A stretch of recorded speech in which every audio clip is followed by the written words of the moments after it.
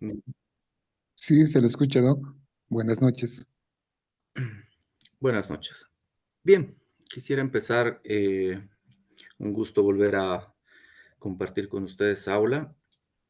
Quisiera empezar diciéndoles en qué va a consistir la calificación, el método de estudio, etcétera, etcétera. Eh, en primera instancia, traten de anotar las fechas, es importante, más allá de que les recuerden o no les recuerden el cumplimiento de las actividades, es bueno que ustedes, además de revisar su plataforma, puedan anotarse también en esta oportunidad todo lo que va a ser el contenido y así me pueden hacer preguntas si requiere. En primera instancia se va a dar un foro que va a estar vigente desde el 10 hasta el 14 de junio. En ese lapso de tiempo ustedes pueden realizar su participación. Ustedes saben que esa participación, de acuerdo al contenido de la misma, va a involucrar su calificación. No necesitan hacer, digamos, comentarios de otras opiniones. Me interesa mucho la que ustedes personalmente vayan a realizar. Por supuesto que no está prohibido que lo hagan también eh, respecto a la de alguno de sus compañeros. Pero entonces del 10 al 14 de junio es esta calificación del foro. Luego van a tener una actividad, ya les voy a ir detallando después en qué consiste cada uno, pero la actividad va a ser realizada desde el 17 al 21 de junio del 2024. Entre esos días tienen que presentar. Y finalmente van a tener una evaluación que va a consistir específicamente en lo que es todo el contenido de lo que se ha visto en esta materia y van a poder realizarlas entre el 24 y el 25 de junio. Van a tener un lapso de tiempo. Bien, y una reevaluación para quienes ingresen dentro de este tratamiento, que espero que no sea ninguno, que todos aprueben previamente, pero va a ser el 28 de junio. De acuerdo a la planificación, a no ser que después les avisen algún cambio. Pero mientras tanto, estos son los días. ¿El foro en qué va a consistir cuál es la pregunta que he planteado? Básicamente es cuáles son los elementos esenciales que deben estar presentes en un contrato. Les voy a pedir, por favor, que revisen mucho sus micrófonos y los mantengan apagados. Bien, después, cuando yo les diga, ¿alguien tiene alguna pregunta? Recién los encienden y continuamos. Hay alguien que está con el micrófono encendido. Entonces, ¿cuáles son los elementos esenciales que deben estar presentes en un contrato para que éste sea válido de acuerdo al Código Civil? Estos elementos los tienen que describir, tienen que hacer un desarrollo de los mismos, poner opiniones, ejemplos, etcétera. Mientras más contenido que sea pertinente, por supuesto, tenga, es mucho mejor. Y finalmente, ¿cómo afecta la falta de uno de estos elementos a la validez del contrato?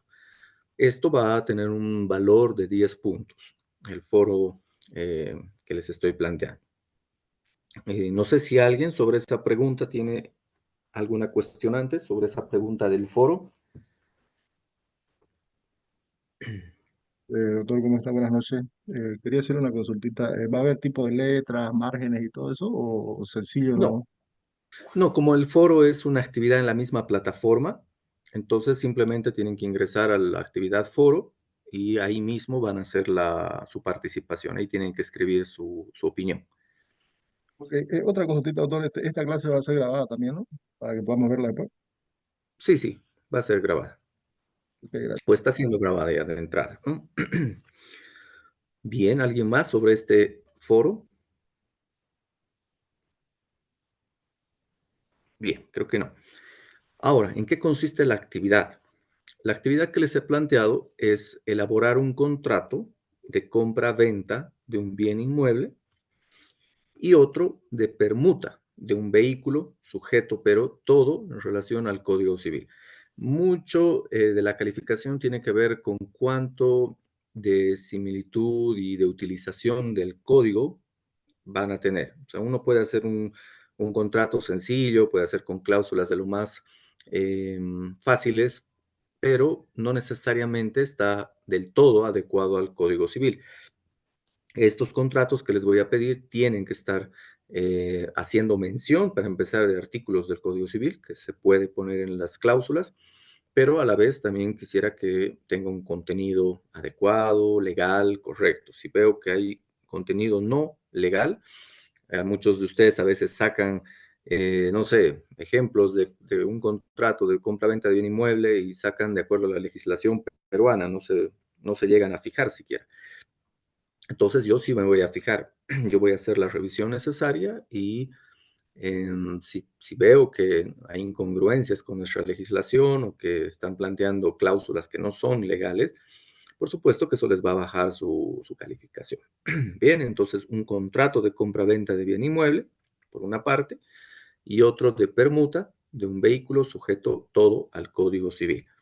Permuta, no venta, ojo. Bien, entonces sobre esta actividad, ¿alguna consulta que tuvieran?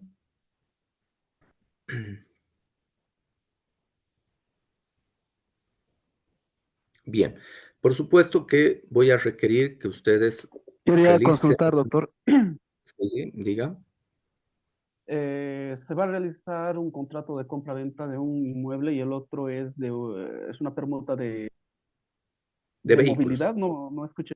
Ah, de vehículos. Sí, de Muchas gracias. vehículos. Eso es para hoy día. No, no, no. Todos, hace un momento les he dicho que la actividad esta de los contratos es del 17 al 21 de junio que tienen el plazo. Ya lo pueden hacer hoy día si gustan, ¿no? Excelente. Pero ya el 17 al 21 va a estar habilitada su plataforma para que puedan presentarla.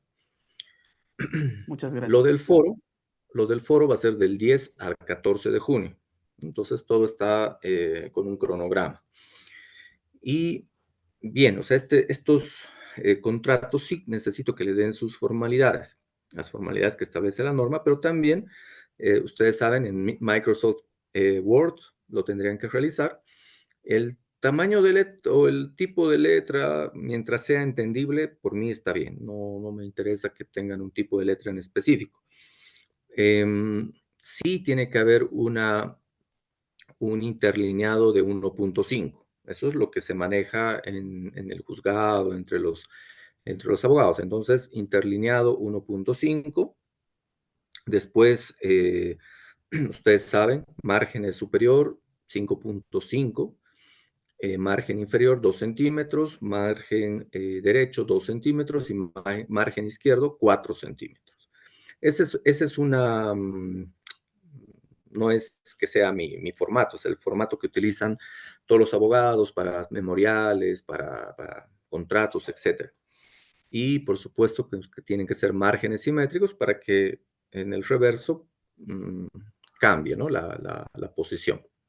Entonces, creo que eso está claro y además muchos de ustedes deben manejar inclusive el tema de los contratos, de memoriales, pero de todas maneras, si es que algún rato les queda alguna duda, es muy sencillo. Ingresan a Google y ponen cuáles son las formalidades de presentación de un contrato en Bolivia o de un memorial en Bolivia y está por todos los lugares. De todas maneras, repito, 5.5 arriba y está grabada la clase, así que la pueden revisar después. 5.5 de arriba, 2 abajo, derecha 2, izquierda 4, ¿no? Y en una hoja tamaño oficio. Es de 33 centímetros, por si acaso, algunos utilizan la 4, si no me equivoco, que es 35 centímetros, entonces de 33 estaría ideal. Bien, no es que me van a imprimir, me lo van a presentar en un documento Word, así que sea entendible, que mantenga estos mínimos temas de formalidades, entonces estoy tranquilo. Me interesa más el contenido.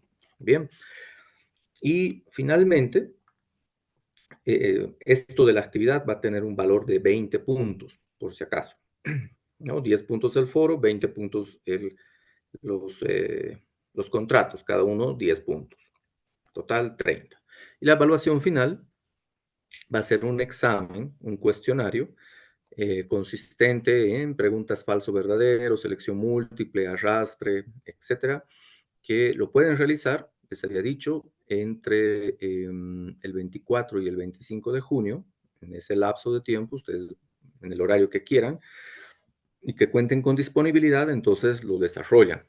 ni bien empiecen con el cuestionario, van a tener 30 minutos, em, y lo contestan. No va a ser complicado si han estudiado el avance de la materia, les voy a dejar las diapositivas, etcétera. Entonces no van a tener ningún problema en concluir eh, este examen, ¿no? 30 minutos es suficiente. Bien, entonces creo que con eso están los 100 puntos. No sé si alguien tiene alguna pregunta antes que ingresemos a materia. Doctor, ¿me escucha? Sí, la escucho. Muy buenas noches. Va a disculpar, no he podido entender, no tengo buena señal, a veces se me corta, no he podido entender sobre qué decía 30 minutos. Ay, por favor. No, le he dicho 10 minutos el foro, 20 minutos la actividad que he descrito. Eso suman 30 puntos. Ya, muchas Bien. gracias. De todas maneras, como les decía, van a tener una grabación que está ahí y van a poder revisarla si es que les quedara alguna duda, pero creo que está entendible. Bien. Ahora sí. Por tema de internet y cuando comparto, siempre se distorsiona un poco para tener una mejor calidad y ancho de banda, entonces voy a proceder a detener mi video y a compartir mis diapositivas. Bien, entonces me van a avisar, por favor, ni bien estén.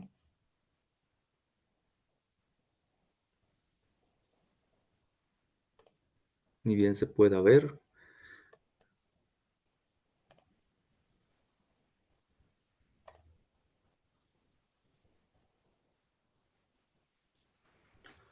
¿Se logra visualizar? Sí, Liz, se ve. Perfecto, muchas gracias. Vamos a empezar entonces. En primera instancia, siempre para quienes me vayan conociendo, me encanta que la gente participe y que pueda construir conceptos, ¿no? Es mucho más importante la construcción de conceptos dentro de un modelo educativo por competencias. Sí, voy a hacer un guía para ustedes de qué, cómo, de qué forma, en qué lugares es bueno encontrar información, pero no hay nada mejor que ustedes mismos sean los artífices de su propio conocimiento, ¿no? Entonces, mientras más lean, mientras más investiguen, créanme que los resultados van a ser mucho mejores. Pero ustedes tienen un criterio ya formado sobre lo que es el derecho, los conceptos, etcétera. Entonces, me gustaría que alguien y empiecen a participar, si quieren varios, sería mucho mejor, más enriquecedor, y me puedan decir qué es el derecho civil, qué entienden por derecho civil.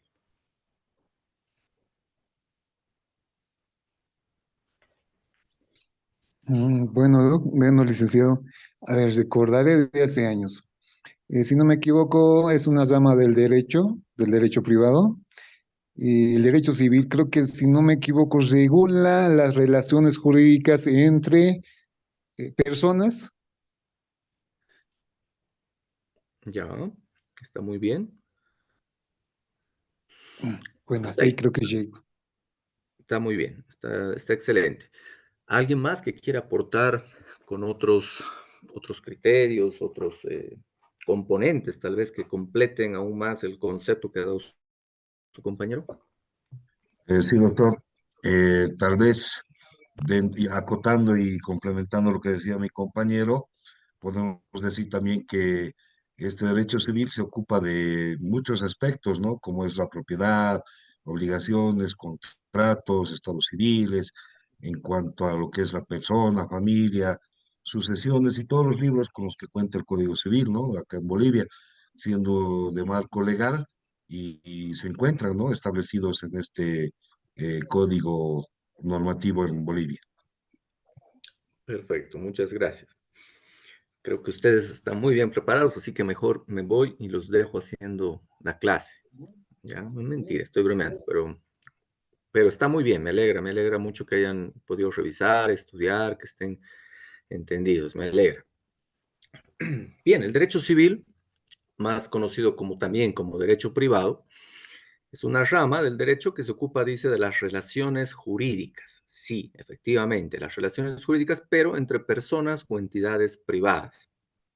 Entonces, nos habla que el objetivo siempre va a ser regular esas relaciones que están existiendo entre individuos y que se van a manifestar a través de actos jurídicos, etcétera, ¿no? Entonces, sí, efectivamente, uno de sus compañeros tocaba y decía que dentro de lo que es el derecho civil, vamos a terminar viendo aspectos relacionados con la propiedad, la persona como un ente jurídico, la sucesión hereditaria, que es la que también muchos de ustedes conocen, así como las obligaciones personales o patrimoniales, que surgen muchas veces de los contratos que se van a ir realizando. Justo la parte que nos toca en esta materia es derecho civil, contratos.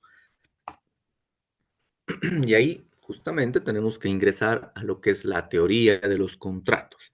Esta teoría muy importante para entender todos los aspectos que conlleva la suscripción de un contrato entre dos o más personas.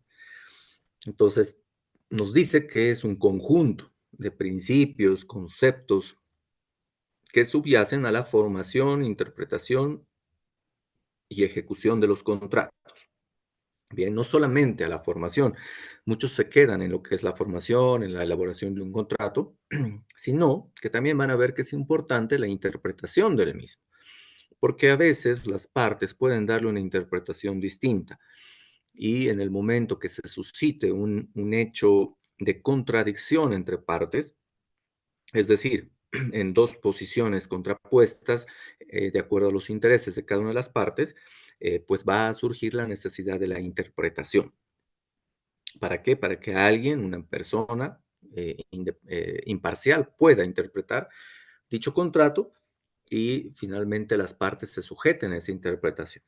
Pero también, finalmente, al tema de la ejecución de los contratos, es decir, al cumplimiento de los mismos. Eso es importante porque si no, no tendría sentido formar un contrato, interpretarlo si la ejecución no se da. Ese es el objetivo final. Ahora, nos dice que la teoría de los contratos también es una rama del derecho civil que estudia los principios, los fundamentos comunes de todos los contratos, que va a abarcar elementos esenciales, elementos, como les decía en la actividad que les he solicitado, en el foro que les he solicitado, mejor dicho, cuáles son esos elementos esenciales de los contratos, de su formación, de su interpretación, de la eficacia jurídica, así como de la extinción y los derechos de las obligaciones de las partes que estén involucradas, que la mayor parte de las veces son entre dos, pero puede ser, como ustedes conocen, entre dos o más personas.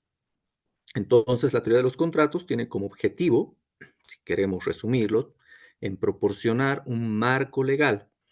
¿Para qué? Para regular relaciones contractuales.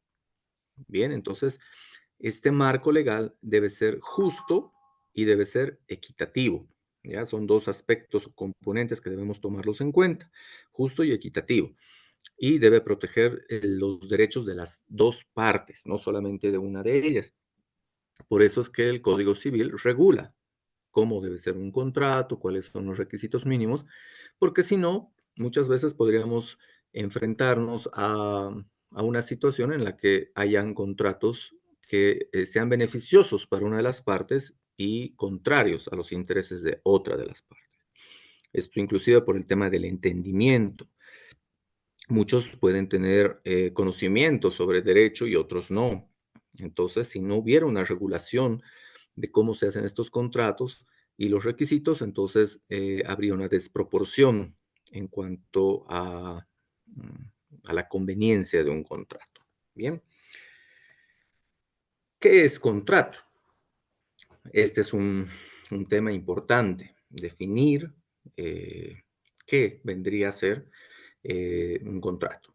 Entonces, el artículo 450 de nuestro Código Civil establece que es el acuerdo de dos o más personas para constituir, y acá, ojo, acuerdo, es importante que ustedes vean este concepto. Acuerdo significa una voluntad, significa estar conforme estar de acuerdo.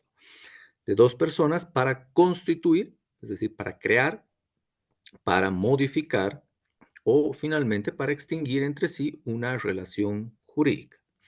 Bien, ese es el concepto de un contrato.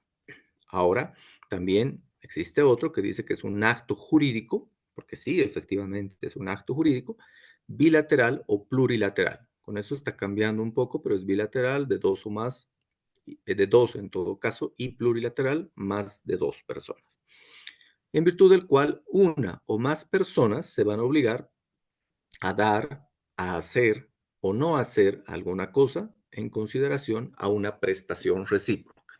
Es decir, que nos está diciendo que siempre tiene que haber intereses y que si yo voy a recibir algo, tengo que dar algo. Tiene que haber un beneficio mutuo o de todas las partes en general. ¿Cuáles son los elementos del contrato? Antes de eso, simplemente decirles que los contratos siempre van a ser un acuerdo de dos o de más personas, que van a generar siempre, así como derechos, van a generar también obligaciones recíprocas. Yo me obligo a darte algo y tú te obligas a darme otra cosa. Yo puedo dar un servicio, me pueden dar una contraprestación pecuniaria, es decir, dinero.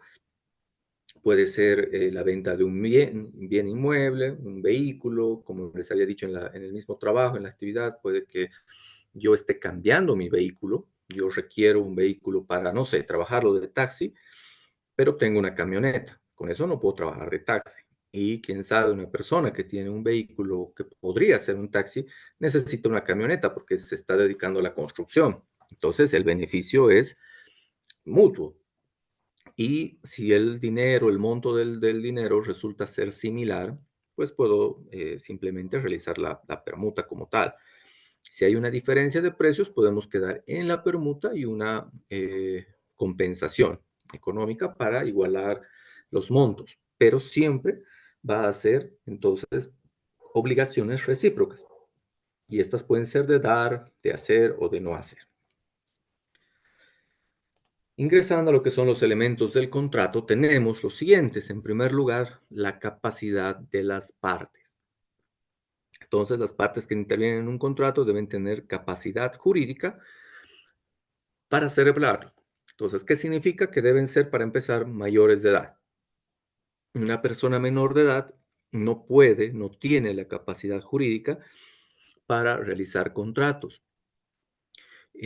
Tampoco pueden estar privados de sus derechos civiles.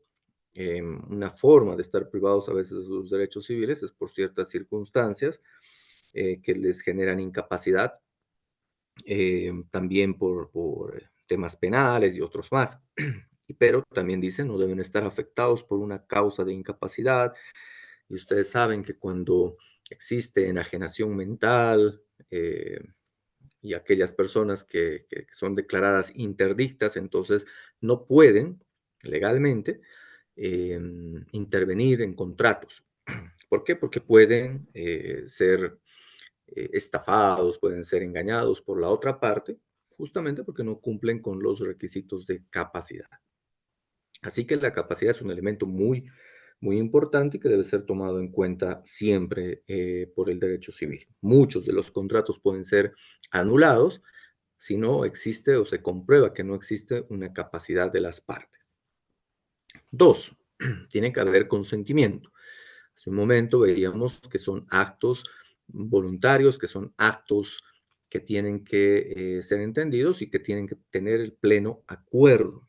Entonces, el consentimiento justamente es eso, el acuerdo de voluntades entre los contratantes, que debe ser libre, es decir, sin que medien presiones, que sin mediar amenazas, por ejemplo, que deben ser libres, deben ser expresos, es decir, se tienen que manifestar a través de un documento, de ese contrato, tiene que constar esa voluntad, ese consentimiento y con capacidad jurídica. El tercer elemento es el objeto. Todo contrato tiene que tener una materia de acuerdo entre las partes. El objeto debe ser lícito, debe ser posible, debe ser determinado o determinable. Normalmente en un contrato de objeto. El objeto del presente contrato es la transferencia de un bien inmueble del vendedor en favor del comprador, ¿no es cierto? Entonces, o a cambio de una contraprestación económica consistente en la suma de tantos bolivianos o tantos dólares, etcétera, etcétera, siempre va a haber un objeto que tiene que ser lícito. ¿Es lícito vender una casa? Por supuesto que sí. Entonces, sí, resulta ser lícito. ¿Es posible? Sí, es posible porque el vendedor es el propietario. Si el vendedor no fuera el propietario, ya dejaría de ser lícito, dejaría de ser posible. Y finalmente sería determinado, ¿no? Porque existe un monto que se está estableciendo, no hay ninguna duda de cómo se está transfiriendo, cuál es el motivo del contrato, entonces cumple los requisitos del objeto. La causa nos habla que es el motivo o la razón por la cual las partes van a celebrar el contrato. Entonces, la causa también debe ser lícita o posible, ¿no? En una venta del bien inmueble es el acuerdo entre las dos partes, la voluntad del vendedor de transferir una propiedad que le correspondía en favor del comprador que requiere de ese bien inmueble para cumplir sus objetivos en la vida, etcétera, etcétera. Entonces existe una causa. Y finalmente tenemos una forma en este caso, ¿no? Y la forma nos habla de la formalidad. Lo que les hablaba hace un momento, eh, no solamente estamos hablando de las formalidades del contrato, las cláusulas, los tamaños de letras, o lo que ustedes gusten, sino la forma del contrato que debe ser determinada por la ley o por las partes. Es decir, bien, yo voy a transferir eh, este bien, pero no va a ser a cambio de un dinero solamente, sino también involucrará otro bien inmueble, o si lo voy a hacer en cuotas, o si va a ser un pago en efectivo, completo, etcétera. Siempre va a haber una forma que la va a determinar la ley o finalmente las partes. Cuando las partes ingresan en unas cláusulas que puede que no estén en el Código Civil, pero mientras sean legales y se adecúen a la norma y no perjudiquen a ninguna de las partes, puede ser admitida. Bien, porque es un acuerdo de voluntades entre dos partes, entre dos personas que tienen la capacidad, que tienen un consentimiento, que existe un objeto y etcétera, etcétera. Entonces, es así como se va a generar un contrato.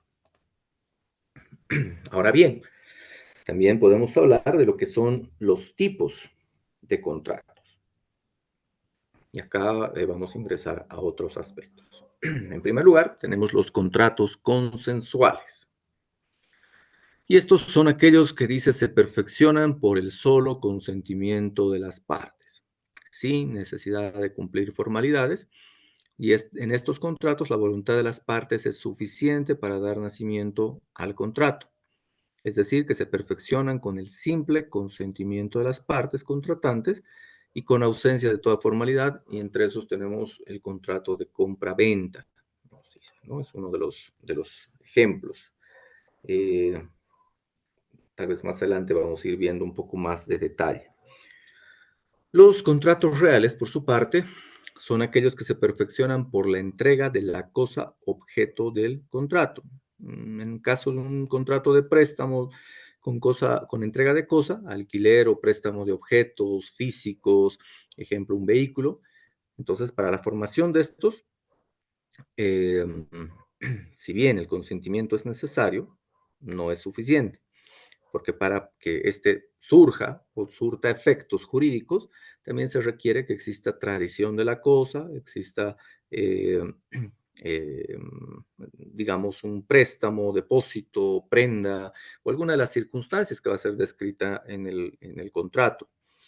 En el contrato de prenda, por ejemplo, nos dice, manifiesta que se perfecciona con la entrega de la cosa. Solo así el acreedor prendario tendrá el derecho de preferencia y de persecución. Esto de acuerdo al artículo 521. También tenemos los contratos formales o solemnes. Estos son aquellos que se perfeccionan por el cumplimiento de una forma determinada. Ejemplo, el contrato de matrimonio. Más allá de que los contratantes quieran firmar, sí, voy a firmar mi sentencia de, ¿no ve? Entonces quiero firmar mi contrato de matrimonio, está bien. Las partes pueden estar presentes, pueden estar dispuestas, pero requieren ciertas formalidades para que ésta se realice. Ejemplo, que hay una ceremonia,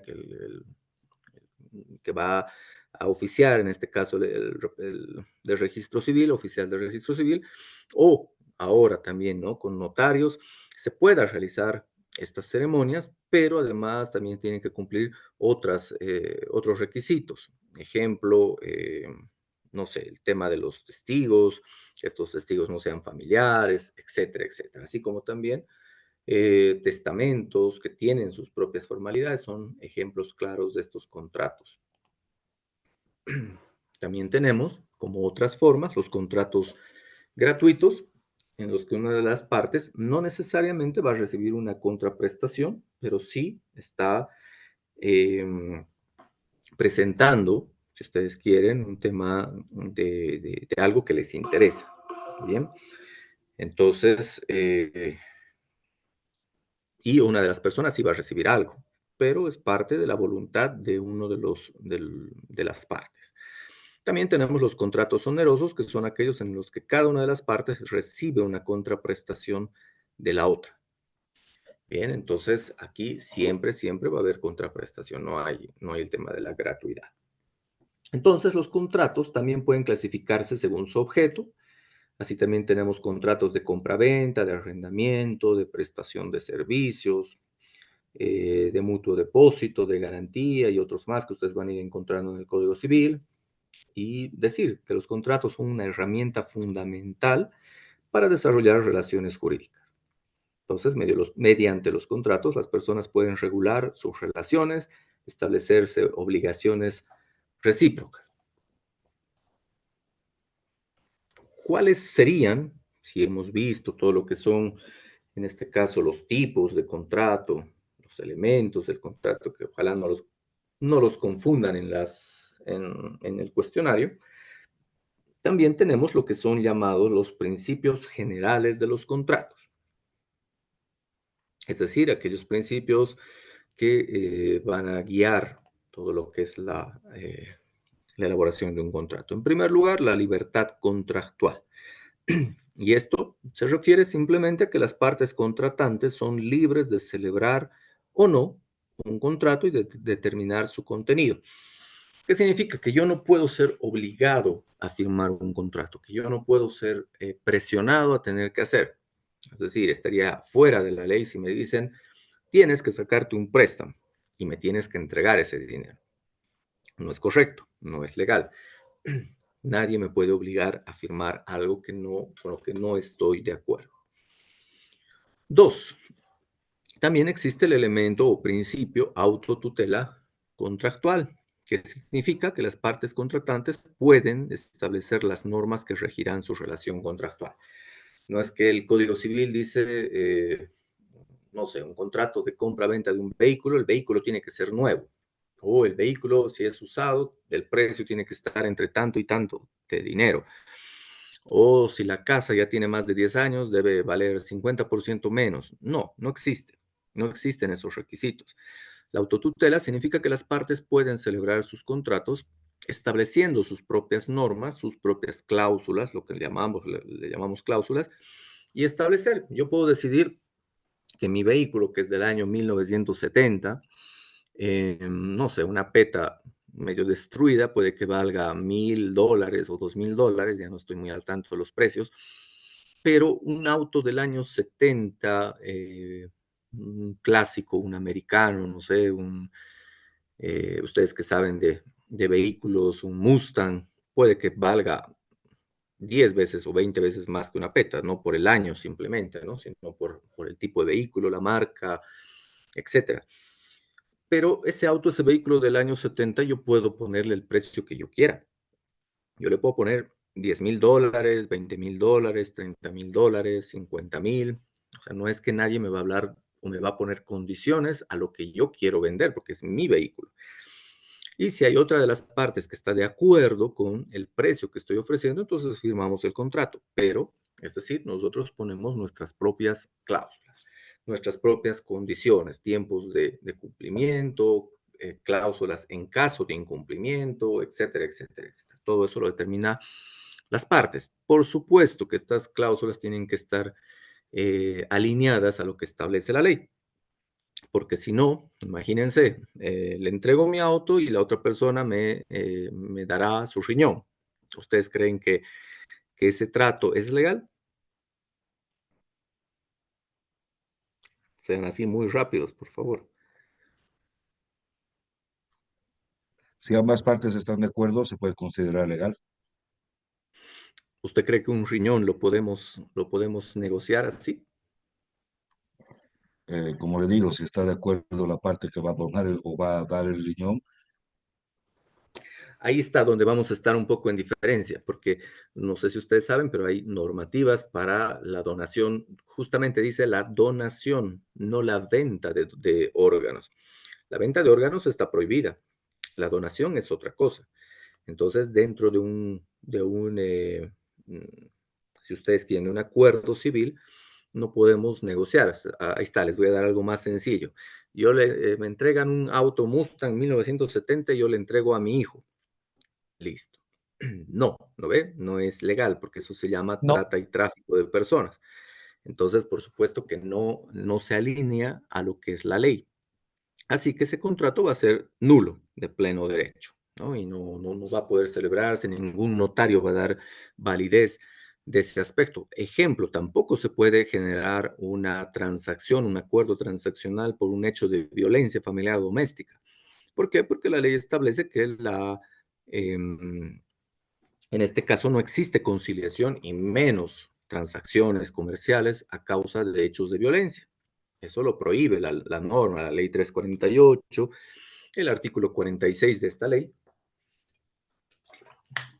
lo va a prohibir. Entonces, no todos los acuerdos resultan ser legales, no todas las cláusulas son de libre voluntad. Tienen que alinearse a la norma. Y tres, la fuerza vinculante del contrato. Este es otro elemento. ¿Qué significa la fuerza vinculante del contrato? Que el contrato tiene fuerza de ley entre las partes, no afecta a otras personas. Es entre las partes que han suscrito dicho contrato. Entonces, estos contratos van a ser una herramienta para regular las relaciones jurídicas solo entre quienes han firmado ese contrato. No tendrían que afectar u obligar a terceros que no estén involucrados en el contrato. Bien, ¿cuáles son los requisitos para la formación de contratos? El Código Civil, en su artículo 452, establece cuáles son esos requisitos de formación de los contratos. Y estos son consentimiento, objeto, causa y forma. Si se dan cuenta, es prácticamente los elementos que hemos visto al principio, pero ahora los vamos a desarrollar un poco más a detalle. ¿Qué significa consentimiento? Es el acuerdo de voluntades de las partes para celebrar un contrato, que debe ser expreso a través de de un documento, a través precisamente de las cláusulas que se establecen, o tácito. Pero siempre este debe ser libre e informado. Entonces, el consentimiento puede ser expreso o tácito. Expreso si se manifiesta verbalmente o por escrito, cualquiera de los dos es parte de ese contrato expreso. Y también puede ser por signos inequívocos o tácito, que resulta o nos muestra que se presume de ciertos hechos o actos. Entonces, el consentimiento expreso se va a manifestar a través de palabras o signos inequívocos, y el consentimiento tácito se manifiesta mediante actos que sin palabras revelan la voluntad de las partes, ¿no? Entonces, eh, por ejemplo, una firma, el estampar una firma en un contrato es, por supuesto, una aceptación, sí, expresa, pero también que nos muestra o que esa persona ha leído el contrato, que está de acuerdo con todas las cláusulas. Si yo lo firmo, no puedo decir más adelante que, no, es que no leí la cláusula tercera, no sabía de la cláusula cuarta, sino que mi firma está evidenciando eso. Si yo he asistido al notario he puesto mi huella, también es un elemento que evidencia mi consentimiento con todas estas circunstancias. Ahora, ese consentimiento puede estar viciado. Bien, entonces ahí tendríamos que estar hablando de lo que son los vicios del consentimiento. Entonces, esos vicios del consentimiento, de acuerdo al Código Civil, se refieren a situaciones en las cuales el consentimiento del que hemos hablado hace un momento, que tiene que ser voluntario, libre, etcétera, no es válido. Entonces, una persona, por mucho que haya firmado, si se identifican y se comprueban estos vicios de consentimiento, pues el contrato va a ser anulado.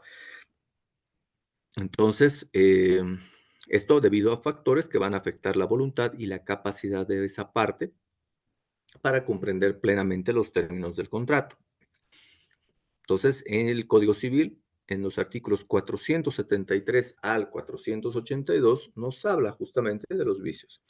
Y ahí vemos una imagen graciosa donde sí, efectivamente, aparentemente, delante de ellos se está haciendo un contrato, se está haciendo un acto de voluntades con consentimiento, pero atrás vemos un pequeño objeto con cierto filo, que estoy seguro que hace que el compañero de la derecha tenga que firmar obligado, ¿no? No voluntariamente. Sí, va a parecer que es un consentimiento, pero en realidad no lo es.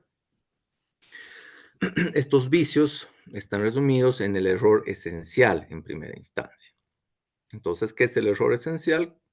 Es aquel que recae sobre la naturaleza o sobre el objeto del contrato. Es decir, cuando hemos visto el objeto del contrato, podemos ver que tiene que ser lícito, etcétera, etcétera, pero ¿cuál es el objeto del contrato? La compra-venta de un bien inmueble. Entonces, un error esencial puede recaer sobre esa compra-venta del bien inmueble.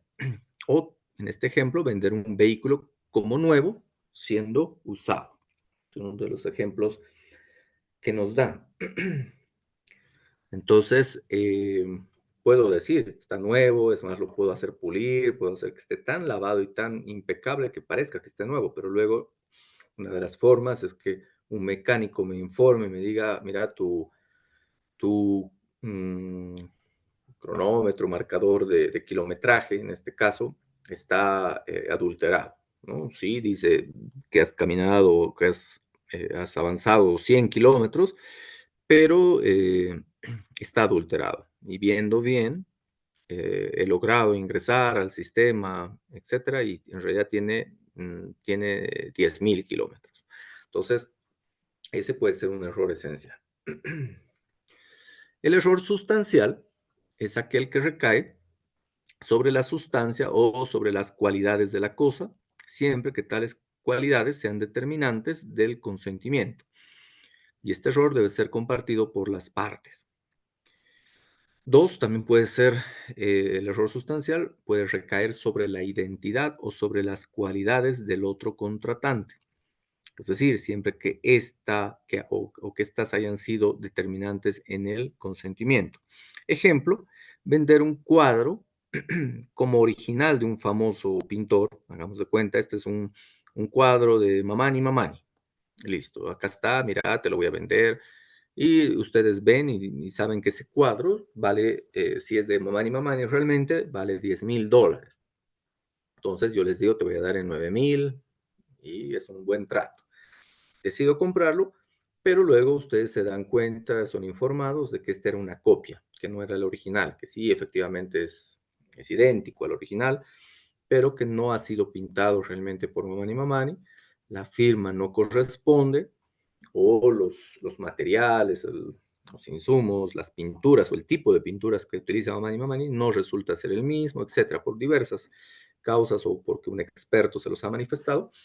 Entonces, ese podría ser un error sustancial. ¿Por qué? Porque si bien les está dando el cuadro, les está dando aparentemente lo mismo, no resulta ser el original. También puede ser la compra de un terreno, y yo les digo que es un terreno apto para la construcción, que les digo que es estable, que tiene todos los elementos, y finalmente resulta que no. ¿No? Empiezan a construir y se hunde su terreno y luego les dicen, no, por estudio de suelo, este terreno es inestable y siempre se va a hundir. Aquí no puedes construir nada. Puedes plantar cosas, pero nada más. O que les quiera vender un terreno agrícola y les diga, uy, aquí van a tener maizales, les va a producir todo. Y ya más adelante, aparentemente por abajo del terreno, resulta que es pura piedra. Entonces viene alguien y les dice, lo siento, aquí no vas a poder cosechar absolutamente nada, ¿no? Así que te han engañado. Entonces, todo esto tendría que ver mucho con un error sustancial. También puede haber un error de cálculo. Y este simple error de cálculo solo va a dar lugar a la rectificación. Em, Ejemplo, que una persona vende un vehículo en 15,000, siendo que el precio real era 20,000. Entonces, puede ser que lo único que sirva o funcione sería mantener la venta, pero aumentar 5,000, los 5,000 restantes, ¿no? Entonces, este puede ser un ejemplo de un error de cálculo. Otro vicio del consentimiento es el tema de la violencia. Entonces, la violencia siempre va a invalidar el consentimiento, aunque sea esta ejercida por un tercero, ¿no? Véndeme la casa, no, no la quiero vender, bueno, entonces se van a morir tú y toda tu familia, ¿no? O qué sé yo, empiezan a- a generar ciertos actos en contra de tu mismo terreno, de tu casa, te rompen los vidrios todo el tiempo, no sabes quién es, pero sabes que alguien te dijo que si no le vendías te iba a pasar muchas cosas. Entonces, esto, por supuesto, que es tema de violencia, amenazas de muerte, etcétera, etcétera. Ahora, estos caracteres de la violencia podemos ver que deben ser de una naturaleza que pueda impresionar a una persona, que sea razonable y que haga temer exponerse o exponer sus bienes. Entonces, se tendrá en cuenta la edad y las condiciones de las personas, por supuesto, ¿no? No vamos a pensar que hay violencia si un joven de 18 años quiere y que pesa, no sé, 30, no, 50 kilos, esté amenazando con lastimar a un hombre que practica el fisiculturismo, mide 1,90 y pesa, no sé, 100 kilos. No es coherente, ¿no? Entonces sí tiene que existir una idea y tomarse en cuenta la edad, las condiciones de las personas para darnos cuenta si realmente existe o no el tema de una violencia.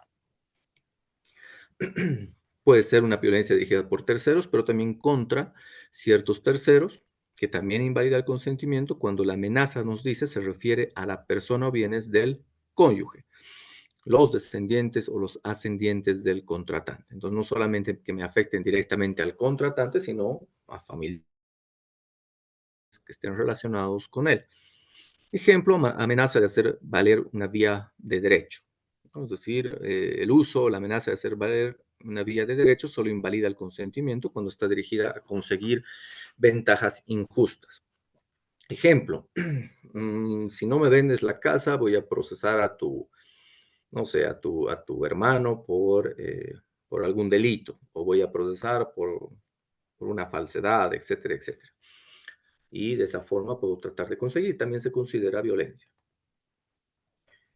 Otro vicio del consentimiento es el dolo. El dolo invalida el consentimiento cuando los engaños usados por uno de los contratantes son tales que sin ellos el otro no habría contratado. Ejemplo, vender un vehículo como si no tuviera fallas, pero tiene una falla muy grave, que es algo muy común. En la mayor parte de los contratos de venta de vehículos siempre se establece que el estado del vehículo es bueno o es regular o es malo, pero esto es plenamente de conocimiento de la parte contratante, ¿no? En este caso el comprador, y que a pesar de que conoce el estado del vehículo, decide comprarlo, ¿no? Eso tiene que estar expresamente puesto en el contrato, pero si en cambio fuera distinto y la cláusula dijera el vehículo está en excelente estado, mm, todo funciona adecuadamente y pasa un mes y ese vehículo no avanza más, y luego después de un peritaje, un peritaje mecánico, se determina que ese motor había sido adulterado, que se le introdujo un, no sé, octanaje para que mejore su su desempeño por un tiempo, pero que en realidad ya se encontraba con varios problemas o fallas, em, digamos, sustanciales y que ya no va a funcionar más ese motor. Es decir, la única salida para que ese vehículo funcione es comprar un nuevo motor. Entonces, después de eso, por supuesto que se puede demostrar el dolo, ¿no? El engaño de una persona hacia la otra. Otro de los elementos, o en este caso los requisitos de la formación del contrato, es el objeto. Entonces, ¿qué es el objeto? El objeto es la prestación que las partes se obligan a realizar una en favor de la otra, ¿no? Yo le vendo mi casa a cambio de que él me pague un monto de tanto en efectivo. Ese vendría a ser el objeto, que, vuelvo a decirles, es lícito, posible, determinado, tiene que ser. Yo no puedo establecer la venta de una casa de, no sé, de $100,000 en cuotas. Y esos $100,000 con una, no sé, con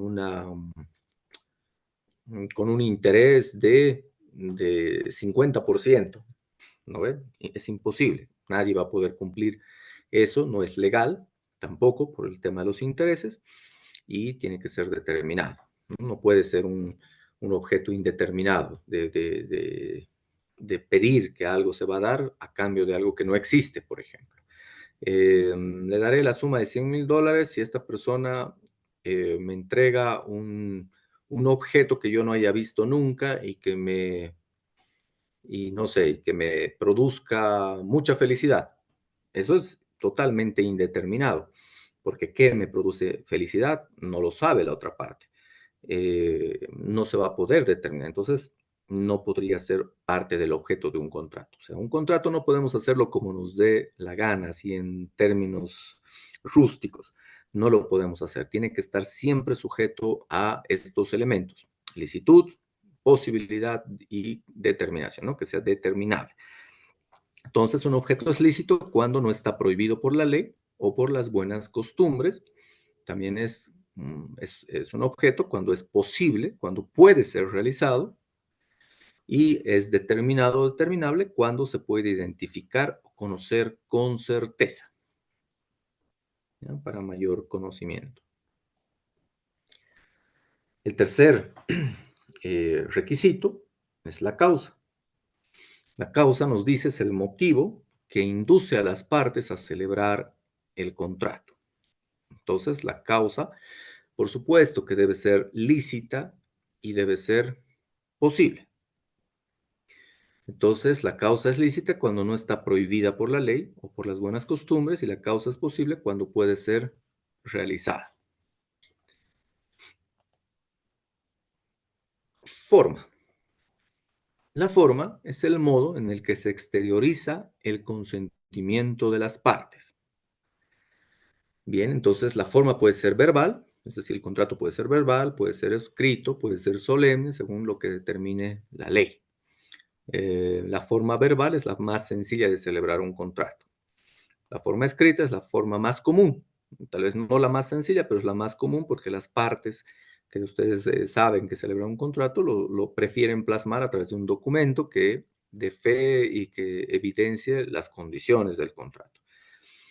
Y un contrato es solemne en su forma cuando cumple lo que la ley establece para la validez de ciertos contratos, ¿no? No hemos dicho que no todos son contratos formales, algunos carecen de la necesidad de la formalidad y otros sí requieren de la formalidad. Y por supuesto que, hablando un poco más de estos requisitos, hay que establecer que estos requisitos que hemos citado anteriormente son esenciales para validar un contrato. ¿Ve? Ahí ya tienen el tip de su actividad, de su foro. Porque la ausencia o el incumplimiento va a dar lugar ¿a qué? A que este contrato sea anulado o sea anulable. Más adelante vamos a ver la diferencia entre nulidad y anulabilidad del contrato. Entonces, estos 4 elementos citados son esenciales para que un contrato sea válido, sea ejecutable en el derecho civil. Si estos no estuvieran presentes o no cumplen estos requisitos legales, el contrato puede ser impugnado, considerado inválido. Por lo tanto, es importante asegurarse que el contrato vaya a cumplir siempre con todos estos requisitos o elementos para evitar problemas legales en el futuro. Bien, entonces, bien, vamos a ir hablando entonces de lo que es la capacidad. Las partes que intervienen en un contrato deben tener siempre una capacidad para contratar. Ustedes creo que saben que a partir de esa capacidad se manifiesta a través de la mayoría de edad, que resulta ser los 18 años. Pero siempre va a haber algunas excepciones establecidas por la ley. Entonces, la capacidad significa, o capacidad de contratar, es aquella aptitud. No, ojo, algunos confunden conceptos. Actitud, no. Actitud tiene que ver con acciones de una persona, aptitud con la capacidad de una persona que tiene para obligarse por medio de un contrato. Entonces, la capacidad de contratar se adquiere a los 18 años de edad y las personas que no tienen capacidad de contratar son, ejemplo, los menores de edad. Ellos no podrían contratar. Los incapaces declarados judicialmente o interdictos, ¿no? Que los conocemos, y los que se encuentran en un estado de interdicción judicial. Por supuesto, esto es el que, si ustedes quieren, resulta tener efectos claros al respecto.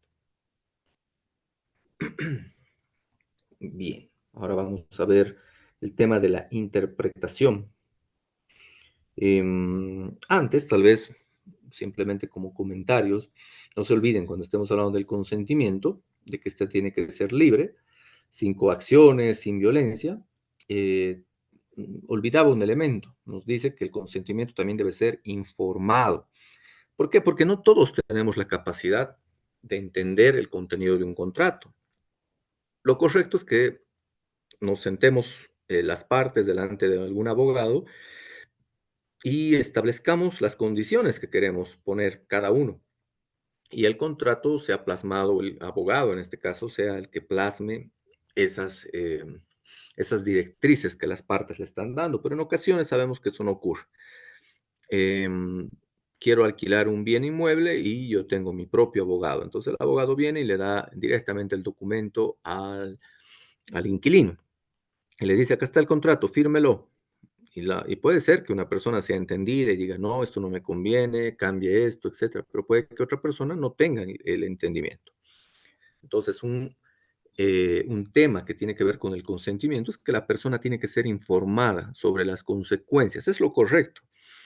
Y los abogados deberían ser los primeros nosotros tenemos que ser los primeros en informar a las partes que, por si acaso, esto involucra que usted tiene que cumplir esto en este tiempo. Y si usted no cumple, le cuento que podría perder el vehículo. Ah, bueno. Ahí el otro dirá, pucha, pero es que yo no puede que no pague, no siempre me pagan el mismo día. A veces se tardan 5 o 10 días, pero acá en el contrato dice que si yo me retraso un día, pues pierdo el vehículo. Tiene que ser informado para ver si firma o no.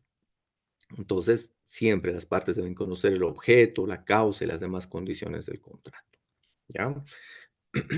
Em, Ojo que las partes que luego determinen que no se han cumplido los requisitos pueden demandar la nulidad o la anulación del contrato, y esto implicará que el contrato nunca habría sido suscrito, y cada vicio de los que hemos hablado de consentimiento tiene requisitos y condiciones específicas para que la anulación proceda. Y si una de las partes cree que se ha celebrado un contrato bajo la influencia de uno de estos vicios que habíamos hablado hace un momento, error esencial, violencia, dolo, etc., debe buscar el asesoramiento legal y presentar una solicitud de anulación de un contrato ante la autoridad pertinente. Bien, entonces con eso creo que queda claro. Por si acaso, sobre las formalidades, en Bolivia, alguno de los contratos debe celebrarse por escrito, es una obligación, entre los que se encuentran contratos de compra-venta de bienes inmuebles, los contratos de arrendamiento, etc. La forma libre, por su parte, es aquella que no está establecida por la ley, y se celebran en forma libre y aún así son válidos y eficaces siempre y cuando cumplan con los demás requisitos de validez. Entonces, la forma determinada, también la que veíamos hace rato, es aquella que está establecida por la ley para ciertos contratos. Algunos ejemplos de contratos que requieren una forma determinada, ya los habíamos dicho, pero de todas maneras los repetimos. El de compra-venta de inmuebles, que debe constar siempre por escrito. El testamento, que debe constar por escrito y ser firmado por el testador. El de matrimonio, que debe ser celebrado ante un oficial de registro civil y ahora ante notarios, pero no será ante un abogado, no será ante cualquier persona, por mucho que sea un sacerdote, etcétera. Los efectos civiles solo surgen o surten si es que se ha establecido el cumplimiento de requisitos legales. ¿No es cierto? Entonces, con esto creo que queda claro. Ahora sí, entramos un poquito a lo que me había salido, la interpretación de los contratos. El Código Civil nos dice en el artículo 510 que la interpretación de los contratos debe hacerse de acuerdo con la voluntad de las partes manifiesta en el mismo contrato. Si la voluntad de las partes no es clara, se debe recurrir a los siguientes criterios. Les decía, ¿no? Abogados que muchas veces en vez de ayudar a que las partes estén de acuerdo, pues perjudicamos. Y siempre terminamos favoreciendo a quien nos conoce, porque casi siempre los contratos los van a pagar las dos partes, pero lamentablemente no siempre vamos a ser correctos. Entonces ahí es cuando empezamos a ponerle demasiada letra compleja para que no la entienda alguna de las partes y hacemos que incurran en este tipo de problemas, ¿no? La parte de la necesidad de interpretarse los contratos. Entonces, si no hay un tema en el que las partes puedan entender y conocer bien acerca de la interpretación, surgen estos criterios. Uno, primero tiene que verse la intención de las partes, que debe ser buena y lícita. La venta de una casa. Bien, es una intención de las partes buena. La otra, tendremos que ver que si esa casa vale 100,000 y el vendedor o el vendedor está dándole en la cuarta parte del precio real, es decir, si valía 100,000, estamos hablando 25,000, podemos entender que la intención de las partes no necesariamente es buena ni es lícita, ¿verdad? Entonces, eh, quién sabe, el vendedor por falta de conocimiento y por necesidad requiere la venta de su casa, es una decisión lícita, sí, pero quién sabe, el precio o las condiciones de venta de esa casa no van a ser necesariamente buenas ni lícitas. Dos, en sentido literal de las palabras. En un contrato siempre tiene que haber un sentido literal de las palabras, salvo que parezca que no es el que las partes quisieron dar. Tiene que haber siempre ese sentido, pero a veces no se da. Tres, el contexto del contrato, es decir, incluir las circunstancias de su celebración y de la ejecución. Siempre tiene que desarrollarse un historial. Esta casa fue comprada en tal tiempo, limita con tales vecinos, etcétera, etcétera. Todas las condiciones es bueno ponerlas en la celebración del contrato, igual en el de un vehículo, ¿no? Se está vendiendo el vehículo que es a medio uso, que no se va a poder reclamar más adelante sobre el estado, que puede ser revisado por el comprador sin reclamos posteriores. Eso involucra establecer un contexto del contrato. 4, las costumbres o usos mercantiles, si es que son aplicables. Y 5, si no es interpretable, aún así, después de todas estas cosas, se debe acudir a los tribunales para que los tribunales, en este caso los jueces, interpreten cómo se debe cumplir el contrato, cuáles son las obligaciones de cada una de las partes que no se están poniendo de acuerdo, que no entienden o que no manejan la misma interpretación. Entonces tendría que dilucidarse a través de un tribunal. Ahora bien, hay, si ustedes quieren, algunos conceptos claves en la interpretación de los contratos. Pero antes, digamos, decir a modo de ejemplo que si un contrato establece que el vendedor debe entregar la mercancía en un plazo de 30 días, digámoslo así, se debe interpretar que la voluntad de las partes es que la mercancía se entregue dentro de los siguientes 30 días a la celebración del contrato. Está bien, no dice la cláusula específicamente que va a ser al concluir o al firmar el contrato. Puede que no. No se está estableciendo concretamente la fecha de cumplimiento. Solamente se está estableciendo que son 30 días. Entonces se debe interpretar la voluntad de las partes estableciendo que esa mercadería debe cumplirse en 30 días después de firmado el contrato. Eso sería una forma de interpretar. Ahora, si el contrato no establece un lugar específico para la entrega de esa mercancía dentro de esos 30 días que les he dicho, se debe interpretar que la voluntad de las partes es que se entregue o se realice en el lugar donde se encuentre la mercancía en el momento de la celebración del contrato. Ejemplo, si yo he contratado con la empresa de aceites fino que me entregue 100 bidones de aceite, si bien no ha dicho dónde me va a entregar, si el contrato no ha sido claro y no ha dicho será entregado en la casa del comprador, entonces lo que se supone o se interpretaría es que yo tengo que ir a recoger de la empresa fino. Bien, o sea, son ejemplos simplemente de cómo podría ser interpretado. Pero acá nos tenemos que regir un poco también sobre estos principios, que enseguida los vamos a ver. Entonces, la interpretación, para que quede claro, es un proceso importante en el derecho que se va a ocupar de determinar el significado y el alcance de las disposiciones contenidas en un contrato. Bien, entonces es esencial la interpretación cuando las partes involucradas tienen desacuerdos. Cuando no se han olvidado poner mucho detalle, siempre es bueno tener detalle en los contratos. Ojo, si ustedes van a ser abogados civilistas, traten de que sus contratos sean muy claros, que sus cláusulas involucren derechos, obligaciones, contraprestaciones y todo, pero que quede muy claro. O sea, no supongan y no pongan los clásicos contratos minúsculos o mínimos, donde 3 o 4 cláusulas y marcan todo un contrato de una venta y después las partes están confundidas y no saben dónde lo van a tener que cumplir, cuándo, qué pasa si no cumplen, etcétera. Entonces, todo eso requiere la interpretación de los contratos, ¿no? Siempre se va a ayudar a mejorar las relaciones y eso ya lo hemos visto, es parte del derecho civil. El primer principio, o el principio de la autonomía de la voluntad, en general dice se da un fuerte peso en la intención de las partes de interpretar un contrato. Es decir, se presume que las partes han establecido el contrato de acuerdo con su voluntad y deseos. Bien, y esa interpretación debe reflejar esa intención. Entonces, creo que queda claro.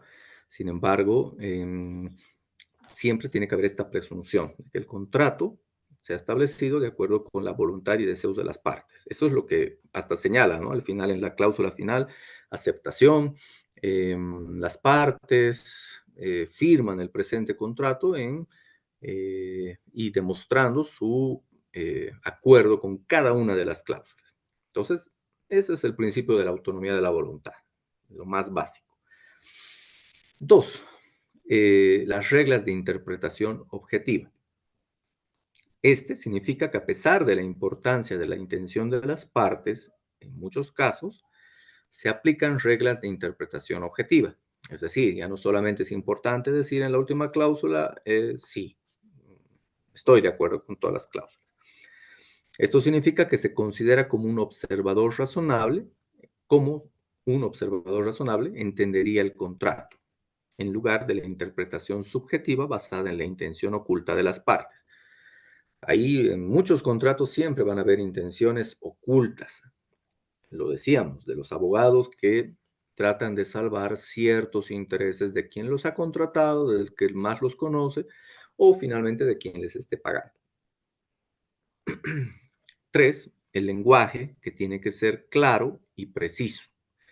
Entonces, se tiene que dar prioridad a un lenguaje claro y preciso en los contratos y los tribunales van a interpretar los términos de un contrato según su significado común y corriente en lugar de buscar ambigüedades. Ustedes saben que los abogados son especialistas en presentar un lenguaje, sí, está bien, con un léxico jurídico exquisito, pero muchas veces ese tipo de lenguaje y el juego de palabras están dirigidos a producir confusión en una o en las partes, pero casi siempre en una de ellas. Se le va a hacer es tan poco entendible para la persona que está contratando que simplemente termina confiando, pensando que el contrato está bien y lo firma, pero más adelante pues va a ser un problema. Por eso es que se requiere que el lenguaje sea claro y preciso. También existen las reglas de interpretación específica, es decir, algunos contratos pueden tener ciertas reglas específicas de interpretación. Por ejemplo, un contrato puede definir ciertos términos o establecer el orden de prelación de importancia, si ustedes quieren, de las cláusulas en caso de conflicto, ¿no? Siempre va a haber un tema de prelación, de orden de importancia, quiere decir. También se tiene que ver las circunstancias externas. En algunos casos, se tiene que ver qué pasó antes de firmar el contrato, qué es lo que envolvía la firma de ese contrato. Las circunstancias externas o antecedentes de la formación del contrato pueden ser relevantes para su interpretación, y esto se conoce como interpretación contextual. Ejemplo, si la persona que está contratando, que está eh, comprando la casa, está en una situación de recibir un préstamo que depende de un préstamo del banco, se tiene que tomar esas circunstancias para ver el tema del cumplimiento del contrato y de las cláusulas que se han tenido que introducir en ese cumplimiento del contrato. Si yo tengo el contexto de que no voy a recibir ese dinero hasta en tanto pase cierto acontecimiento, entonces no me puede exigir la otra parte, o no debería poder exigirme la otra parte el cumplimiento si no se ha cumplido esa circunstancia. Entonces ahí sí tendré que ver circunstancias externas o antecedentes de la formación de ese contrato para ver si se interpreta como incumplimiento el no haber pagado a tiempo sin que se haya producido ese contrato o que no sea incumplimiento, sino que sea parte de lo entendible y no se configure el mismo. 6. El uso de testigos y pruebas documentales también es importante. Las partes pueden presentar testigos o pruebas que respalden la interpretación del contrato, ¿no? Entonces, muchas veces también en la celebración de ese contrato puede que hayan habido la intervención de otras personas, con la presencia de esas otras personas, y que si bien no se ha escrito todas las condiciones o todos los aspectos, esas circunstancias externas, etcétera, sí han existido esos testigos que han formado parte de la elaboración del contrato y ahí ellos pueden decir, sí, dijeron que si en caso no le pagaban el monto por su casa, pues no iban a poder pagar las cuotas del vehículo, digamos. Entonces, el contratante, el dueño del vehículo, sabía que dependía el pago de esta circunstancia. Y ahora le está exigiendo cuando sabe que todavía no le han pagado de la casa, por ejemplo, ¿no? Es una forma en la que se podría también interpretar un contrato. También, otra de las formas, tal vez la más adecuada, la más simple, etcétera, que sí involucra un gasto, pero que está bien, que se pone, la resolución de disputas. Y hay una cláusula que se puede poner en cada contrato que dice, en caso de desacuerdo o la necesidad de la interpretación de alguna de las cláusulas, las partes recurrirán ante, no sé, un juez conciliatorio del Tribunal Departamental de Justicia o al arbitraje de la Cámara de Comercio, digámoslo así. Entonces ya se puede poner en esa cláusula esa información. Así que cuando surja un conflicto, pues bastará que una de las partes haga cumplir el contrato solicitando la intervención de estos entes para la resolución de disputas. También puede ser un juez el que vaya a determinar la interpretación adecuada. Otro aspecto, la interpretación conforme a la ley. En algunos casos, el contrato va a ser fácil, simplemente tiene que estar adecuado, alineado a la ley. Intereses, si la ley establece que hay un interés legal, entonces, pues ese es el interés máximo que se puede tomar en cuenta. Y por ende, algún otro, un interés que esté fuera de eso, simplemente se regula y se aplica o interpreta conforme a la ley. La ley vendría a ser quizás el juez que está ahí de por sí siempre para interpretar una norma o interpretar un contrato en este caso.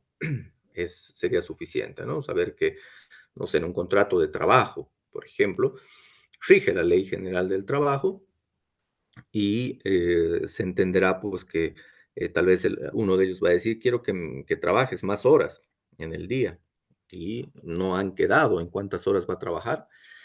Bueno, la ley establece 8 horas, ¿no? Y para hombres y para mujeres tal vez con alguna diferencia semanal, entonces tendría que cumplirse ese horario legal.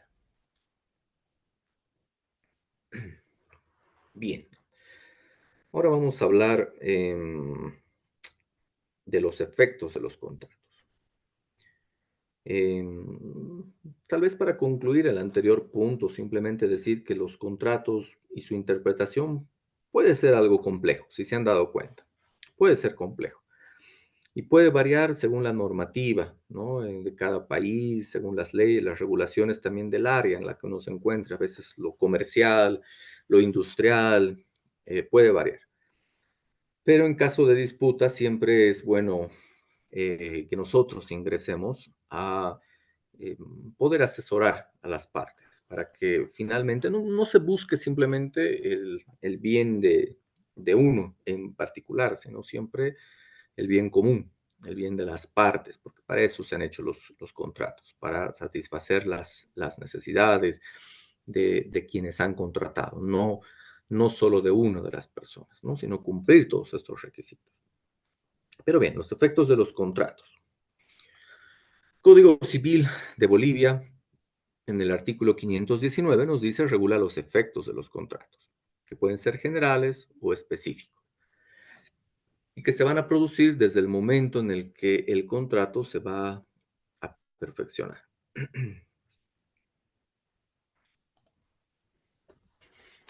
Estos efectos nos vamos a resumir, uno, en fuerza vinculante, dos, en eficacia, tres, en transmisibilidad. Aquí vamos a ir desarrollándolos. Cuando hablamos de fuerza vinculante, nos dice que la fuerza de ley es entre las partes, se va a exponer a través del contrato. Es decir, es como si hubiéramos establecido un pequeño código por el cual vamos a regir nuestras acciones. Entonces, el contrato va a regular esa relación jurídica entre dos o más partes. Entonces, las partes, a partir de la firma del contrato, se están obligando a sí mismas a cumplir lo pactado. A no ser que una autoridad, un juez, disponga que no tiene que cumplir por alguna razón. No sé, por un juicio, por una circunstancia que haga evidente que no corresponde eh, cumplir ese contrato. Entonces, pero siempre y cuando no haya eso, las partes que han firmado tienen la obligación de cumplir. A eso nos referimos con esos efectos. Bien, eficacia. Un segundo aspecto es que el contrato produce efectos jurídicos. Siempre va a producir efectos jurídicos. Es decir, va a crear, va a modificar, va a extinguir derechos y obligaciones de las partes. Así que vamos a recibir algo, pero tenemos que dar algo. Nos guste, no nos guste, y si no cumplimos, pues también nos sometemos a ciertas consecuencias jurídicas. Y el tercer elemento es la transmisibilidad, que significa que los derechos y obligaciones derivados del contrato sí pueden ser transmitidos a terceros. Puede ser también por causa de muerte o por actos entre vivos. Alguien tal vez mm, me puede dar un ejemplo primero de algún contrato que puede transmitirse a terceros por causa de muerte.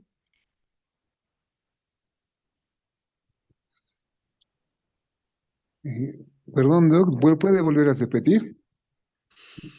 Sí, les decía que uno de los efectos de los contratos o efectos generales es que los contratos pueden ser transmisibles.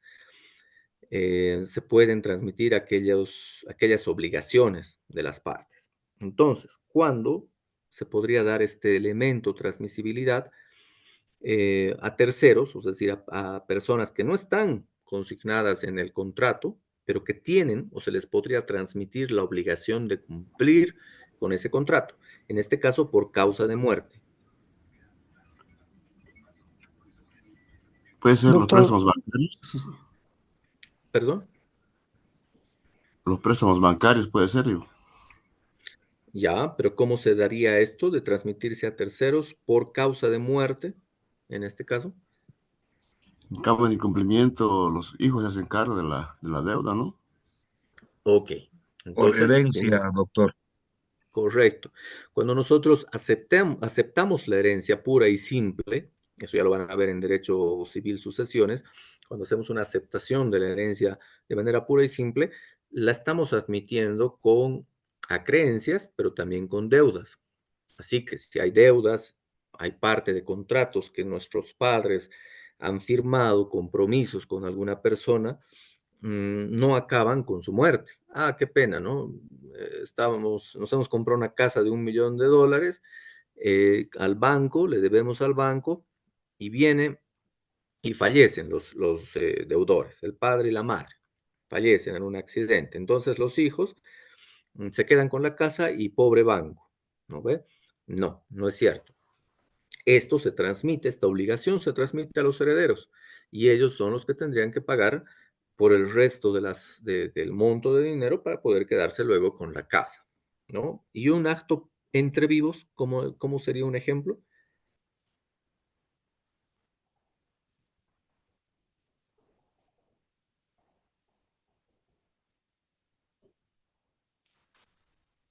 A ver, espero su participación. a ver, Tal vez, un doctor, la contrato, incapacidad de uno de ellos, ¿Perdón? la incapacidad de uno de ellos. No, en este caso estamos tratando de ver la transmisibilidad de las obligaciones a terceros con actos de vivo. Hagamos de cuenta que yo me he obligado a cumplir con el pago de una deuda al banco. Ya debo $20,000 y estoy vivo, no he fallecido. ¿Cómo puedo transmitirle eso a un vivo, a otra persona? Esa mi obligación. ¿Cómo puedo transmitir esas obligaciones y los derechos, por supuesto? Doctor, perdón que lo moleste, pero no sé si estoy entendido bien. Podría ser, porque cuando uno, por ejemplo, como presentan un garante, la otra persona prácticamente ya no paga la deuda, entonces recae a la obligación sobre el garante. No sería el ejemplo porque en un préstamo con un garante, el garante también forma parte de la deuda, o sea, del contrato. En cambio, cuando hablamos de transmisibilidad, estamos hablando de transmitir esas obligaciones a terceros, es decir, a personas que no están consignadas en el contrato. Entonces, el ejemplo podría ser simplemente la venta de una casa, pero hagamos de cuenta que yo sé, o perdón, el préstamo de dinero para compra de una casa, yo he comprado una casa, el banco me ha financiado esa casa y me he prestado, no sé, $500,000 para comprar una casa no sé, de 1 millón. Inicialmente yo he pagado un gran monto de esa casa, hagamos de cuenta que medio millón lo he pagado, empiezo a pagar mi deuda al banco pero pierdo muchas cosas y termino sin la capacidad de pagar el resto. En total he pagado $600,000 del millón de deuda que tengo en total, ¿no? De lo que he gastado, de lo que le debo al banco. Entonces puedo decidir vender mi casa o mi deuda en este caso.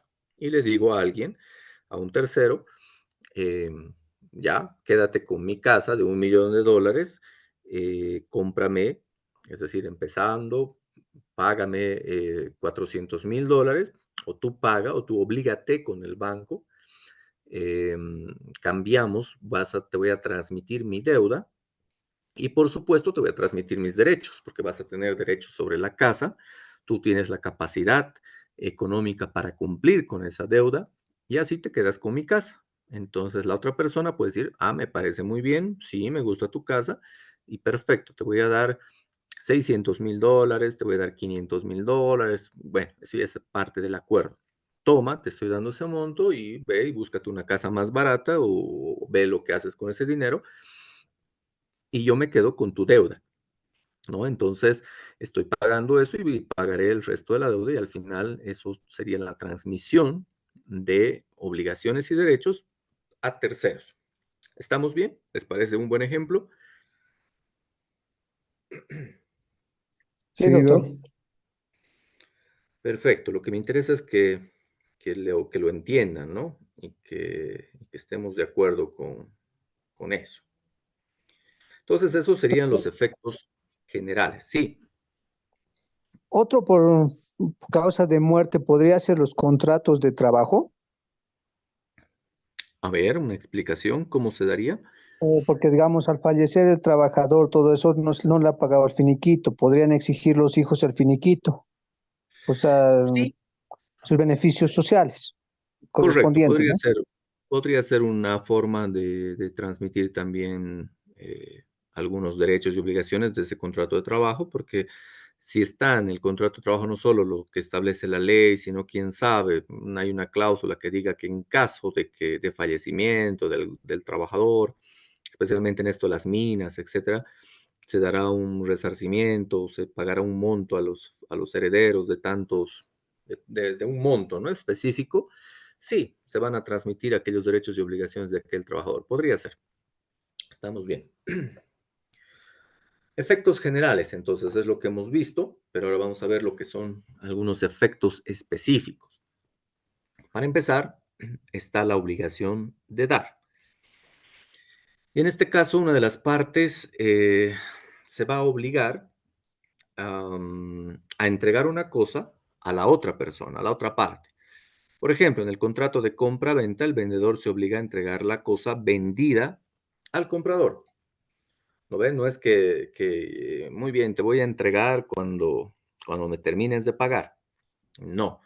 O te voy a entregar, a veces en el mismo contrato no puede poner ese tipo de cláusulas. Pero acá, si estoy pagando y si estoy entregando una contraprestación económica, me estoy también obligándome a entregar la cosa, tal vez en un plazo, quién sabe, porque tengo que sacar todos mis muebles, porque tengo que conseguir otra casa, etcétera. En el mismo contrato puedo decir, eh, voy a cumplir con esta obligación en un mes. Deme un mes para que yo encuentre otro y en ese tiempo me voy a trasladar y voy a dejar totalmente vacía la casa, pero existe la obligación de entregar la cosa. Ahora también se puede dar la obligación de hacer. ¿En qué consiste? Una de las partes se obliga a realizar una actividad o un servicio, prestar un servicio en favor del otro. En un contrato de arrendamiento, el arrendador se obliga a entregar el bien arrendado al arrendatario, pero no como cosa ya de forma definitiva, simplemente le está dando la entrega de un bien, ¿no? Por un tiempo, bajo ciertas condiciones y en un caso de un servicio, la obligación de hacer. Es decir, especialmente esto en los servicios funerarios, en cualquier otro tipo de servicio. Yo le voy a entregar esto, le voy a entregar eh, un ataúd, le voy a entregar el servicio no sé, del sepelio, el entierro, el lugar donde voy a venderle, es decir, lo que hacen muchas empresas, ¿no? De las funerarias. Entonces ahí estoy haciendo no solamente la obligación de dar un bien, sino también de prestar servicios. Bien. Y finalmente la obligación de no hacer. En este caso, una de las partes se obliga a abstenerse de realizar una actividad. Puede haber un contrato en el que yo establezco que no voy a realizar actividades, no sé, que involucren el ruido de un ambiente, que voy a, no sé, voy a prestarle un arrendamiento de un local, siempre y cuando en ese arrendamiento no se vaya a realizar ningún acto que involucre eh, un escándalo para el resto del barrio, si ustedes quieren. Se puede dar ese tipo de contratos y con esos efectos específicos también. Entonces, por ejemplo, en el contrato de la promesa de venta, el promitente vendedor se obliga a abstenerse de vender la cosa a un tercero. Puede ser, hasta en el fútbol lo hemos visto, ¿no? Bien, te voy a vender a este jugador, pero estás prohibido de que si después ya no lo quieres, venderlo a este club en concreto, que pasa mucho en Europa. Para las mujeres, tal vez, a no ser que les guste el fútbol, pero les va a ser más claro a los varones que disfrutan del deporte de este fútbol. Entonces, ustedes saben, hagamos de cuenta el ejemplo específico del Barcelona y el Real Madrid. Muchas veces se han hecho esos contratos. Te estoy vendiendo y creo que pasó eso entre Barcelona y el Paris Saint-Germain, ¿verdad? Te vendo a Neymar, pero estás prohibido de venderle al Real Madrid, a Neymar, más adelante, que es lo que se pensaba que se iba a hacer, que querían, como no iban a venderle al Real Madrid, esperaban que el París sea un medio o una forma de engañar para que luego el otro pase. Entonces se firman cláusulas de no hacer o de no vender a un tercero, que puede ser no una persona en este caso, sino un bien inmueble, un bien mueble sujeto a registro, etc. Entonces, además de estos efectos generales y específicos, los contratos también pueden tener efectos colaterales.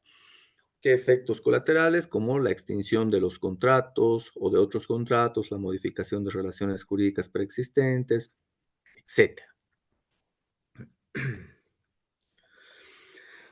También otros aspectos importantes sobre los efectos de los contratos es que en primera instancia crean obligaciones legales. Entonces, un contrato va a crear obligaciones para las partes que lo celebran. Esto significa que las partes legalmente, no solamente por gana, sino legalmente están obligadas a cumplir con los términos y condiciones establecidas en el contrato, si no, ustedes saben, tienen consecuencias jurídicas. Derechos y beneficios. Un segundo elemento. Los contratos siempre van a otorgar no solamente obligaciones, sino, por supuesto, si no nadie firmaría contratos y solo se trataría de obligaciones. Siempre va a otorgarles derechos y beneficios a todas las partes. Esto puede incluir el derecho a recibir un pago, puede ser el derecho a recibir un bien, el derecho a recibir un servicio, así como otros beneficios acordados en el contrato. Hagamos de cuenta un servicio de salud. Yo lo contrato para que me realice, no sé, una liposucción o para que me, me haga crecer, me aumente la estatura, que ya se están realizando ese tipo de operaciones, etcétera. O lo contrato para que me enseñe inglés, etcétera. Varios tipos, pero son derechos y beneficios. Un tercer elemento es la ejecución específica. Es decir, que en algunos casos, si una parte no cumple con sus obligaciones, la otra puede buscar a través de la parte judicial que se ejecute o se obligue a la otra parte a cumplir con el contrato. Y esto significa que el tribunal puede ordenar a la parte que incumple que lo cumpla, bajo advertencia de que se puedan realizar acciones. Ejemplo, si yo me he prestado un dinero y he dicho que voy a pagar un interés y que voy a devolver el capital hasta un cierto plazo, si yo no cumplo, ustedes saben, puede ingresar en ejecución, en un proceso ejecutivo, monitorio, ustedes ya supongo que conocen al respecto, puede involucrar que yo tenga que pagar no solo eso, sino que a partir del tercero día voy a tener que pagar otros montos adicionales, inclusive los abogados, los costos de un proceso, etcétera. Y hasta se me podría rematar mi bien, mi casa, mi garantía, podría perderlo, podría estar perjudicado. Entonces, son parte de lo que significa la ejecución específica, el cumplimiento. También puede involucrar el pago de daños y perjuicios, es decir, si una parte no cumple con el contrato, el que ha sido perjudicado tiene el derecho de solicitar el reclamo por daños y perjuicios, como una forma de compensación, en este caso, por cualquier pérdida sufrida. Hagamos de cuenta que yo contrato a una banda, ¿no? Una banda de música para un matrimonio. Y resulta que la banda de música se olvidó, no quiso cumplir, a pesar de haber firmado el contrato. Entonces, ¿me ha causado un perjuicio? Por supuesto que sí. Ya sea en un matrimonio, ya sea porque he contratado para un local comercial, especialmente en un local comercial, y la gente ha venido, ha pagado su entrada, y como no ha estado la banda que yo he contratado, pues por supuesto que a mí me van a reclamar este aspecto, voy a tener que devolver dinero, voy a tener que haber perdido un monto de dinero, y esos gastos pues los puedo demandar y puedo hacer que la parte que me ha perjudicado los tenga que cubrir en su totalidad. Eso no solamente los gastos que he cometido, sino los perjuicios que involucran que las personas a las que no le he podido entregar ese servicio ya no quieran volver a mi local. Así que hay que hacer una tasación de todo lo que son estos costos para determinar un monto que realmente cubra con esos daños y perjuicios. También puede involucrar la terminación del contrato. Es decir, que dentro del mismo contrato puede decirse una de las cláusulas. Si cualquiera de las partes no cumpliese con el contrato, se resolverá o se anulará o habrá una resolución del contrato, y la parte que incumpla tendrá que pagar una cláusula penal, una cláusula eh, resarcitoria de tanto por día, digamos, ¿no? Si incumple el contratante, pues deberá pagar por día la suma de tantos, y etcétera. Ahí hay un tema de cómo va a finalizar un contrato, por qué causas, ¿no? Y tiene que estar establecido también en las cláusulas. Eso es muy bueno, es importante. También la transferencia de derechos y obligaciones. Entonces, en algunos casos, las partes pueden transferir sus derechos y sus obligaciones contractuales, como habíamos visto, a terceros mediante un proceso conocido como cesión. Y esto puede permitir la venta de contratos a, o delegación de las responsabilidades a otros. Por favor, les rogaría solo un segundo. Denme un minutito.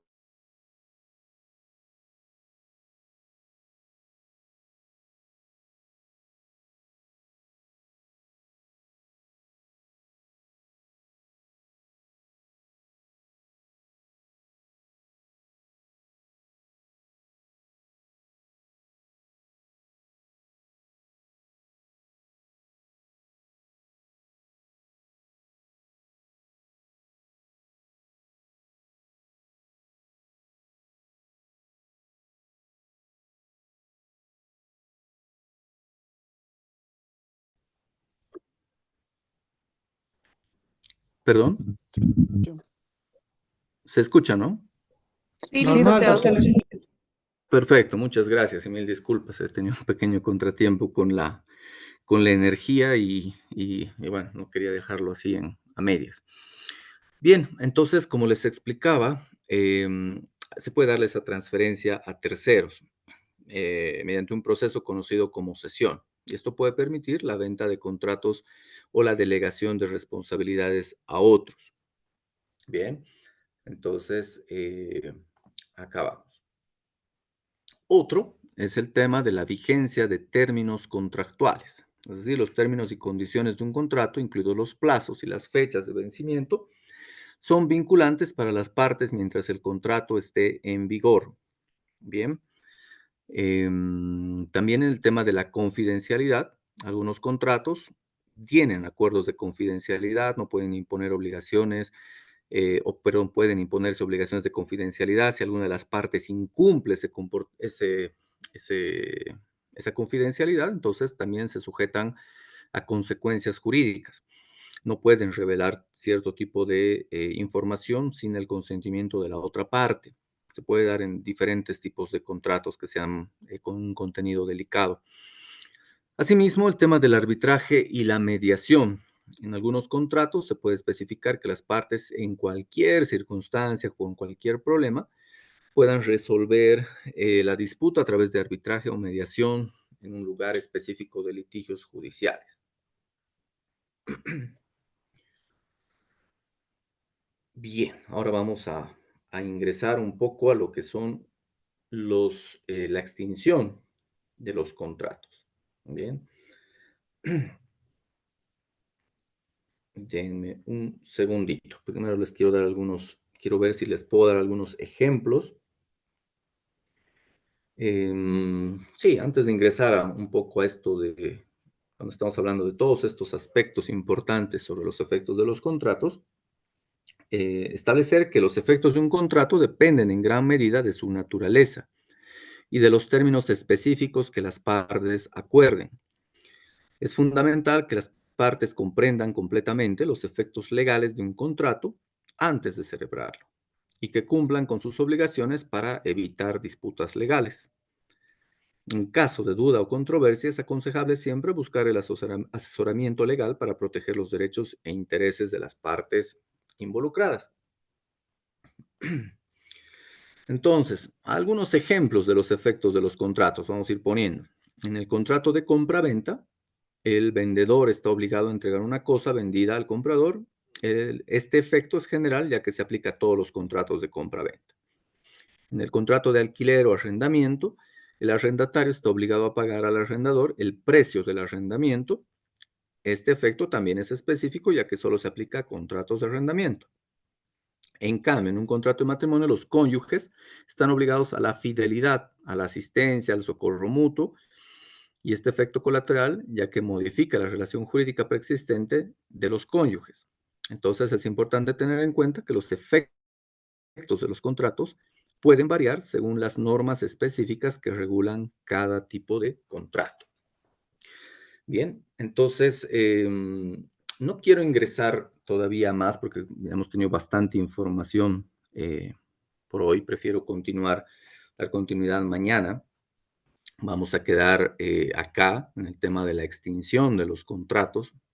Ahí, si ustedes quieren, van a poder dar lectura al Código Civil un poco en relación a esto de la extinción de los contratos, formas de extinción de los contratos. Va a ser muy bueno que hagan una revisión del mismo, pero creo que hasta ahora hemos logrado avanzar mucho acerca de lo que son los contratos. Bien, entonces, con esto simplemente quiero voy a dejar de compartir.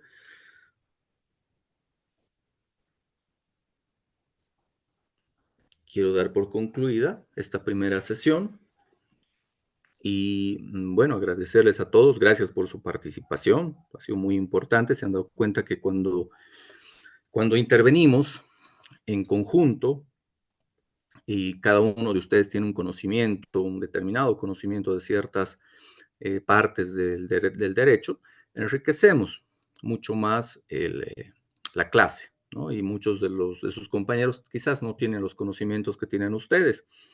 Por eso, el ser complementarios, el poder aportar nos va a ayudar a que también el resto obtenga ese conocimiento, ¿no? Y podamos comentar inclusive acerca de ese conocimiento que tenemos. Bien, así que les agradezco y ahora quiero dejar en manos de la moderadora de la clase, el que pueda dar, creo que tienen un llamado nuevo de asistencia, ¿verdad? Muchísimas gracias, licenciado. Hasta el día de mañana. Que tenga buena noche. Buenas noches. Bueno, estimados participantes, vamos a hacer el último